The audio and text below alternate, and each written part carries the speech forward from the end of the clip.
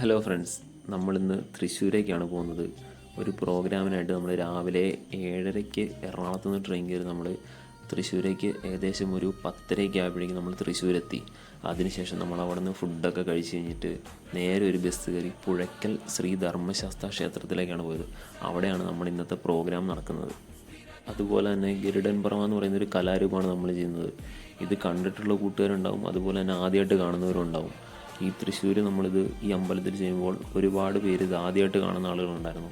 കാരണം ഇത് കൂടുതലായിട്ടും കോട്ടയം, എറണാകുളം, ഇടുക്കി ജില്ലകളിലാണ് കൂടുതലായിട്ടുള്ളത്.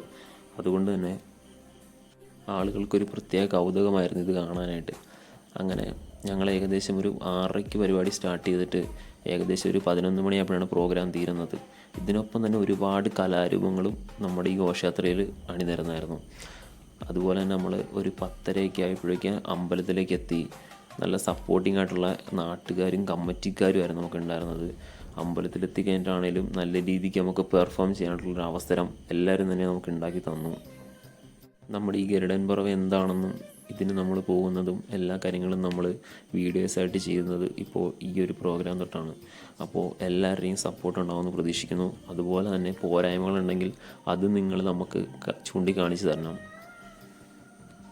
അങ്ങനെ നമ്മുടെ പരിപാടി ഒരു 11 മണി കഴിഞ്ഞപ്പോഴാണ് അവസാനിച്ചത്. എല്ലാവരുടെയും സപ്പോർട്ട് ഉണ്ടാവുമെന്ന് പ്രതീക്ഷിച്ചുകൊണ്ട് നമ്മളിനി അടുത്ത വീഡിയോസ് ഇടുന്നതായിരിക്കും. അതുപോലെ തന്നെ നമ്മൾ അവിടെ നിന്ന് ഫുഡൊക്കെ കഴിച്ച് കഴിഞ്ഞിട്ട് സന്തോഷമായിട്ടാണ് പിരിഞ്ഞത്. അങ്ങനെ നമ്മളൊരു 12:30 കൂടി ഒരു വണ്ടി എടുത്ത് നമ്മൾ തിരിച്ച് നാട്ടിലേക്ക്.